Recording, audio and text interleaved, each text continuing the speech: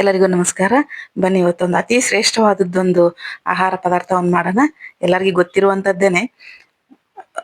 Original ಆಗಿ ಸಿಗುವಂಥ ಆ, ಏನಂದ್ರೆ ಇದು ಪೌಷ್ಟಿಕವಾದ ಇದು ಪ್ರೋಟೀನ್ ಯುಕ್ತವಾದಂಥ ಗಿಣ್ಣು ಮಾಡೋದನ್ನ ನೋಡೋಣ.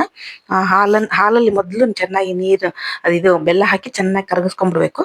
ಆಮೇಲೆ ಅದನ್ನ ಸೋಸ್ಕೊಂಡ್ಬಿಡೋಣ, ಯಾಕಂದ್ರೆ ಬೆಲ್ಲದಲ್ಲಿ ಅದು ಇದು ಇರುತ್ತೆ. ಆಮೇಲೆ ಇದರಲ್ಲಿನೂ ಸ್ವಲ್ಪ ಕೂದಲು ಅದು ಬಿದ್ದಿರುತ್ತೆ ಅಂತ ಹೇಳ್ಬಿಟ್ಟು ಅದ್ ಮೊದಲೇ ಸೋಸ್ಕೊಂಡ್ಬಿಟ್ಟಿದ್ವಿ.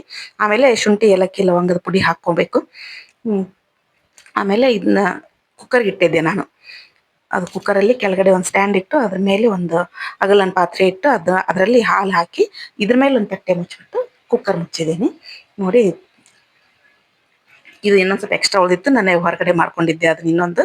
ಈಗ ಅದು ರೆಡಿ ಆಗಿದೆ ನೋಡಿ. ಅದರಂದು ಕುಕ್ಕರ್ನಾಗಿಂದ ತೆಗೆದಿದ್ದೀನಿ ಗಿಣ್ಣನ. ಅದಕ್ಕೆ ಸ್ವಲ್ಪ ಗೋಡಂಬಿ ಬಾದಾಮಿ ಹಾಕೊಂಡು ಕ್ರಷ್ ಮಾಡಿ ಹಾಕ್ತಾ ಇದ್ದಾಳೆ ನನ್ನ ಮಗಳು. ತುಂಬಾ ಚೆನ್ನಾಗಿ ಬಂತು ಅಂತ ಹೇಳ್ತಾ ಇದ್ರು. ಇದು ಹಸುವಿಂದು ತುಂಬಾ ಚೆನ್ನಾಗಿರುತ್ತೆ. ಎಮ್ಮೆದು ಅಷ್ಟು ಚೆನ್ನಾಗಿರಲ್ಲ. ಹಸು ತಿಂದ್ರೇನೆ ಒಳ್ಳೇದು. ಅದು ಸಿಕ್ಕರೆ ಅದನ್ನು ತಿನ್ಬೋದು, ಪರವಾಗಿಲ್ಲ. ಗಿಣ್ಣು ಯಾವ್ದಾದ್ರೂ ಏನು ಒಳ್ಳೇದೇ, ಆದ್ರೂ ಹಸುವಿಂದು ತುಂಬಾ ಒಳ್ಳೇದು. ಗೋಮಾತೆ ಕೊಡುವಂಥದ್ದು, ಗೋಮಾತೆಯಿಂದ ಸಿಗುವಂಥದ್ದು ಎಲ್ಲದೂ ಒಳ್ಳೇದೇ. ಗೋಮೂತ್ರ, ಸಗಣಿ ವಾಸನೆ ಎಲ್ಲಾನು ಒಳ್ಳೇದೇ. ಅದೆಲ್ಲ ನಾವೆಲ್ಲ ಮೊದಲು ಮಾಡಿದ್ರಿಂದನೇ ಇಷ್ಟೆಲ್ಲ ಆರೋಗ್ಯಕರವಾಗಿದ್ದೀವಿ. ನೋಡಿ, ಇವಾಗ ಗಿಣ್ಣು ರೆಡಿ ಆಗಿದೆ. ಯಾವ ತರ ಬಂದಿದೆ ನೋಡಿ, ಒಳ್ಳೆ ಕೇಕ್ ತರ ಬಂದಿದೆ. ಈಗ ಕಟ್ ಮಾಡಿ ತೋರಿಸ್ತೀನಿ ನೋಡಿ. ಎಷ್ಟು ಚೆನ್ನಾಗಿ ಕಾಣ್ತಾ ಇದೆ ನೋಡಿ. ಎಲ್ಲರೂ ಸಬ್ಸ್ಕ್ರೈಬ್ ಮಾಡ್ಕೊಂಡು ನೋಡಿ, ಲೈಕ್ ಮಾಡಿ, ಶೇರ್ ಮಾಡಿ, ಕಮೆಂಟ್ ಮಾಡಿ.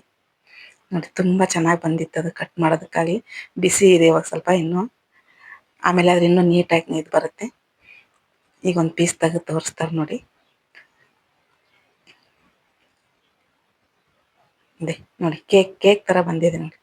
ಎಲ್ಲರೂ ಈ ತರ ಗಿಣ್ಣು ಹಾಲು ಸಿಕ್ಕರೆ ಎಲ್ಲರೂ ಮಾಡ್ಕೊಂಡು ತಿನ್ನಿ. ವಿಡಿಯೋ ನೋಡಿದ್ದಕ್ಕೆ ಧನ್ಯವಾದಗಳು.